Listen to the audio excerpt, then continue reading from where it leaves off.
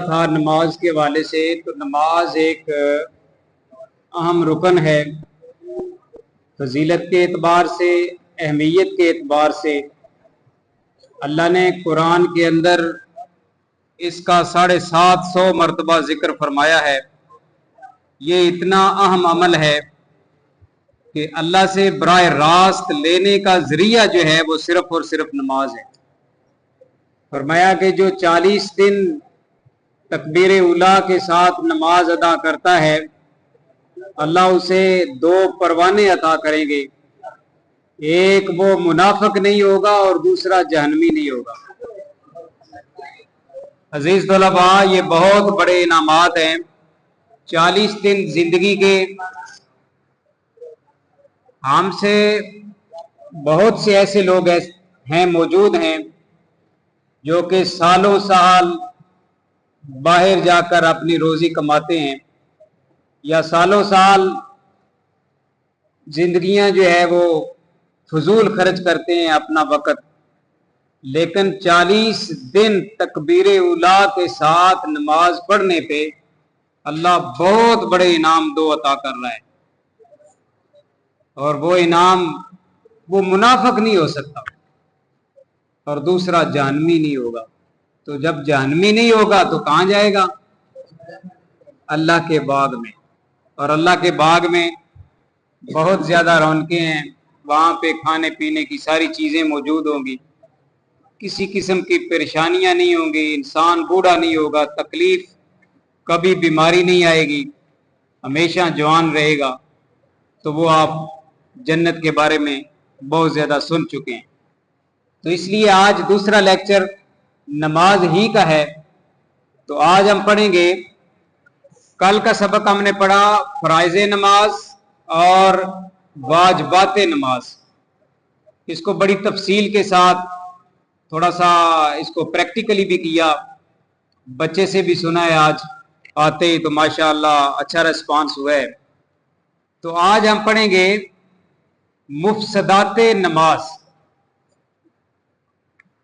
سنیں، نماز میں کوئی ایسا کام یا کلام کرنا جو نماز کے جنس میں سے نہ ہو، ٹھیک ہے جی، خواہ قصدن ہو یا بھول کر ہو یا غلطی سے، یا شرائط و فرائض نماز میں سے کسی ایک کا مفقود ہونا، اس سے نماز فاسد ہوتی ہے۔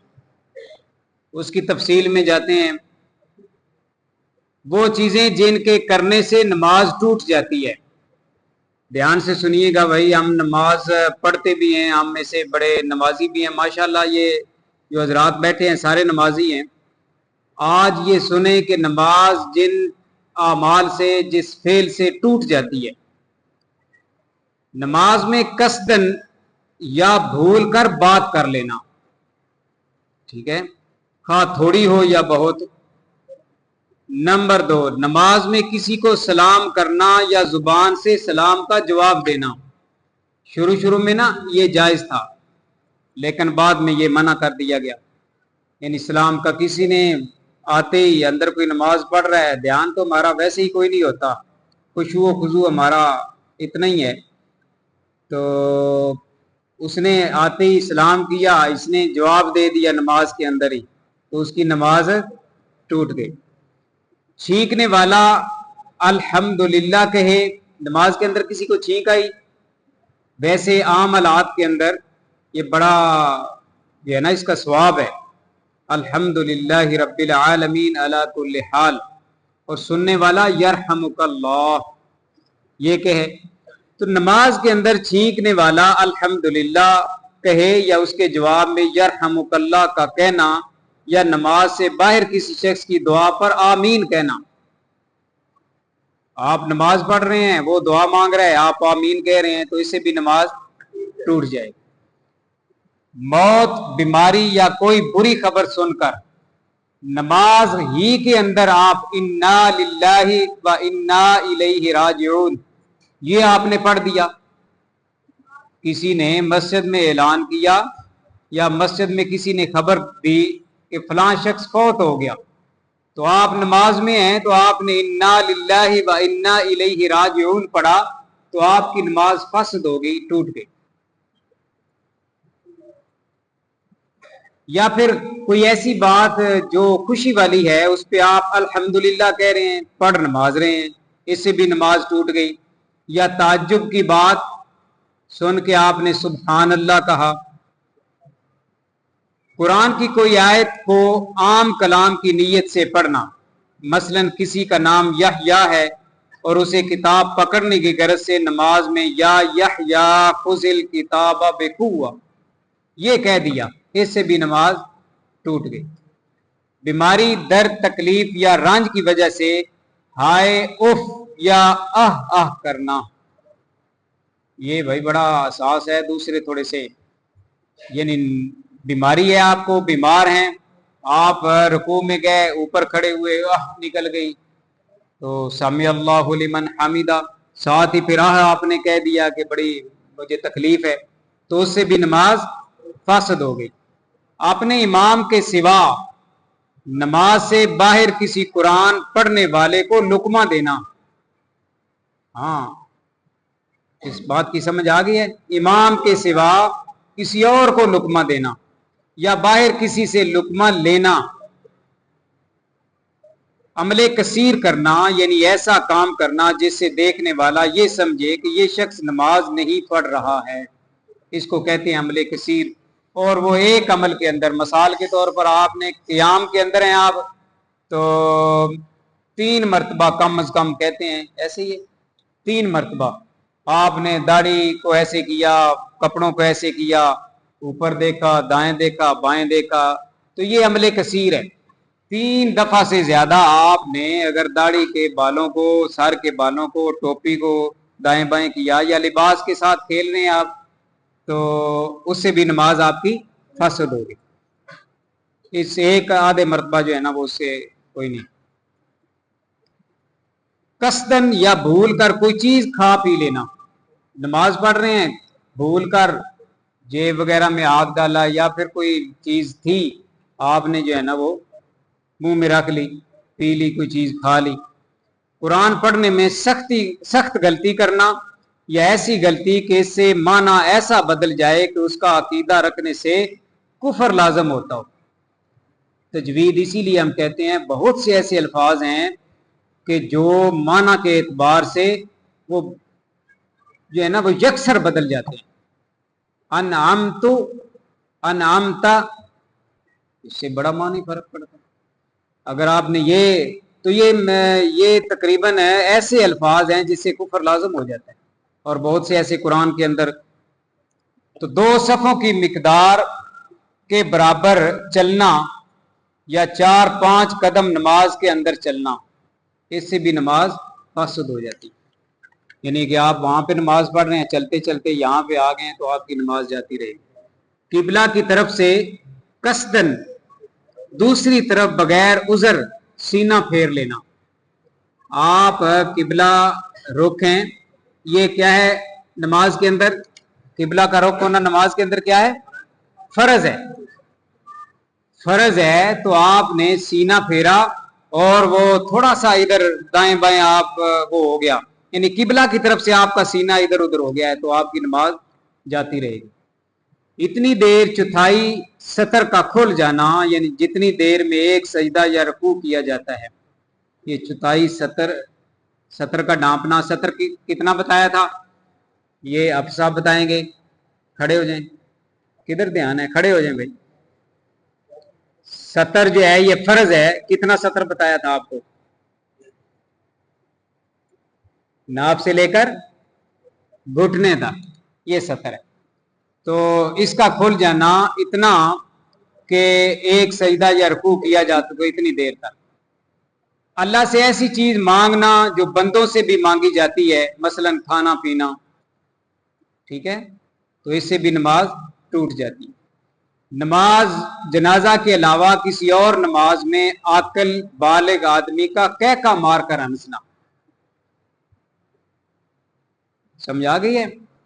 نماز جنازہ کے علاوہ کسی اور نماز میں عاقل بالغ آدمی کا کہکا مار کر ہنسنا، جو نماز کے اندر ہے اس نے کہکا لگایا، اس کی آواز جو ہے نا یہ عام، یہ جو ہنسنا ہوتا ہے نا یہ آرام سے، اس کو مسکرانا کہتے ہیں. اور زور سے ہنسنا اس کو قہقہ کہتے ہیں. تو قہقہ سے نماز بھی جاتی رہتی ہے اور وضو بھی جاتا رہتا ہے. ٹھیک ہے جی. امام سے پہلے پورا رکوع یا سجدہ کر لینا یا اس سے آگے بڑھ جانا. امام ابھی رکوع کے اندر ہے یا قیام کے اندر ہے تو آپ سجدے میں چلے گئے ہیں تو اس سے بھی نماز ٹوٹ جاتی. یہ تھے جی 16 مفسدات نماز، یعنی جن سے نماز آپ کی فاسد ہو جاتی ہے. امید ہے کہ آپ کو یہ ایک دو مرتبہ دہرانے سے یاد ہو جائیں گے. آگے چلتے ہیں جی. مکروہات نماز. مکروہ دین کی اصطلاح میں کس کو کہتے ہیں؟ احمد حسن مکروہ. تیرے علاوہ کوئی نہیں ہے احمد یہاں پہ بیٹھا بات کر رہا ہے بھائی. چلیں. غلام مصطفیٰ. مکروہ ناپسندیدہ چیز کو مکروہ کہتے ہیں. تو نماز کے اندر ناپسندیدہ چیز کون کون سی ہے ذرا نوٹ کر لیں. جو باتیں خشوع و خضوع اور عاجزی میں مخل ہوں اور نماز سے توجہ ہٹانے کا وجہ بن سکتی ہوں وہ تمام کام اور باتیں نماز میں مکروہ ہیں. تفصیل میں جاتے ہیں. وہ چیزیں جن سے نماز بالکل ٹوٹتی تو نہیں لیکن ایسا کرنے سے یا تو گناہ ملتا ہے یا ثواب کم ہو جاتا ہے. ویسے بھی مکروہ کی میں نے تعریف یہی کی تھی کہ وہ کام جو ہے یہ بالکل ختم تو نہیں ہوتا لیکن ہوتا کیا ہے کہ ثواب میں کمی ہو جاتی ہے. تو اس میں سب سے پہلے چادر اوڑھنے کے بجائے اس کے دونوں کناروں کو لٹکتے ہوئے چھوڑ دینا.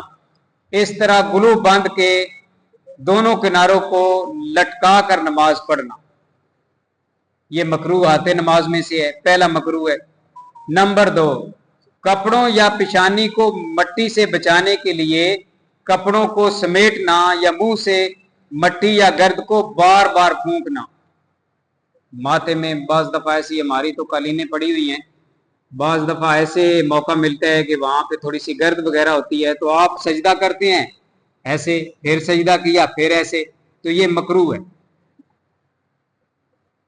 اپنے بدن کپڑے انگوٹھی یا داڑھی وغیرہ سے کھیلنا لو جی یہ بھی مکروہ ہے.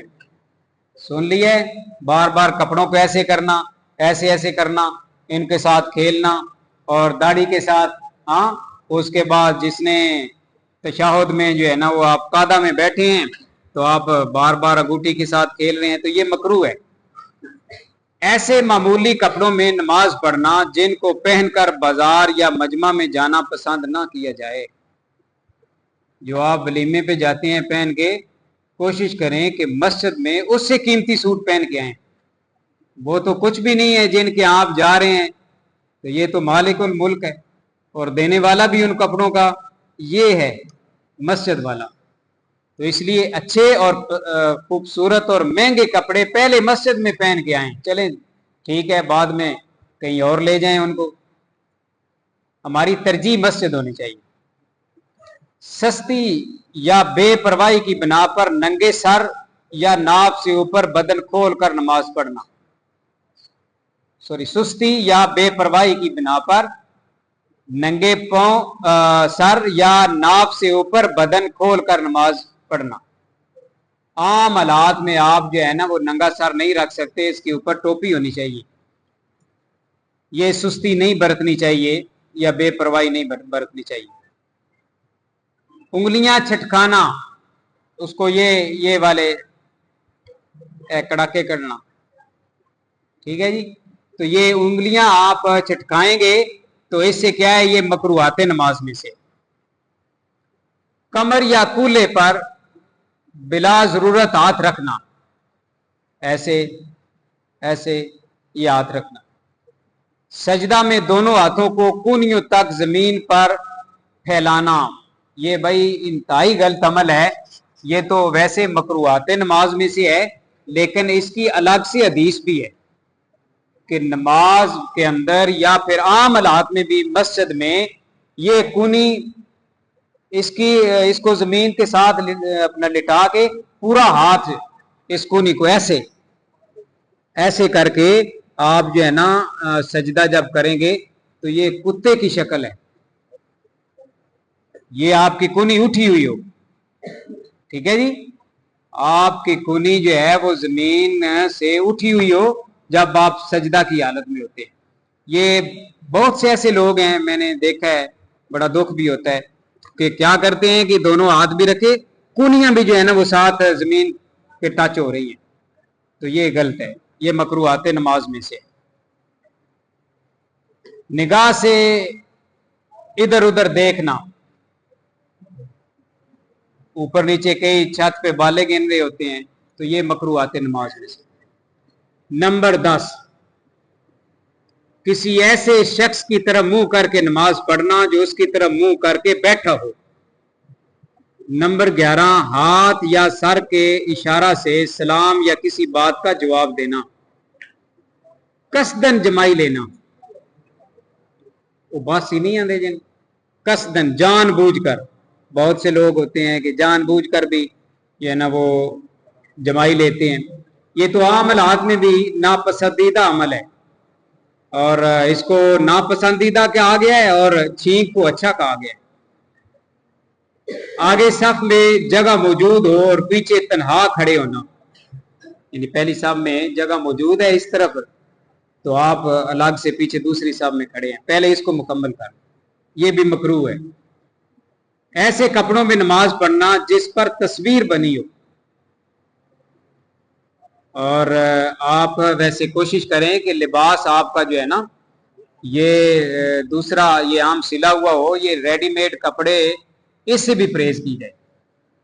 ये जो जैसे ये हसीब ने पहना है, कितना टाइट लिबास इसने पहना हुआ है, और अक्सर लोग जो है ना वो इसके अंदर आते हैं, ये क्या कहते हैं इसको, ट्राउजर शर्ट के अंदर। तो आइंदा आपने इससे भी परहेज करनी है भाई। आप को पहले भी बताया जा चुका है कि ऐसे लिबास के अंदर आए मस्जिद में जो आप आम मजमा या वलीमे पे पहन के जाते हैं, तो क्या ये ट्राउजर शर्ट आप वलीमे पे जा सकते हैं? नहीं जाते ना। तो क्या समझा हुआ है अल्लाह को, इस घर को? हाँ, तो इसलिए ये कहीं जो है ना वो खेलने के लिए रखें, मस्जिद में पहन के ना आए। तो आइंदा इंशाअल्लाह उम्मीद है कि आप एहतियात करेंगे। दूसरी रकत को पहली से लंबी करना, यह भी मकरूह है। पहली रकत थोड़ी सी आप करात लंबी कर सकते हैं और दूसरी उससे छोटी करें। किसी नमाज में कोई खास सूरत अपनी तरफ से मुकर्रर करके पढ़ना, अपनी तरफ से कुरान की तरतीब के खिलाफ कुरान पढ़ना, यानी कोशिश करनी है कि पहले जो रकत के अंदर कुरान की सूरत को मिलाया है उसके बाद वाली को मिलाएं, और एक छोड़ के नहीं बल्कि दो सूरतें दरमियान में छोड़ दें। जिस तरतीब से कुरान में सूरतें लिखी हुई हैं इसी तरतीब से ना पढ़ना।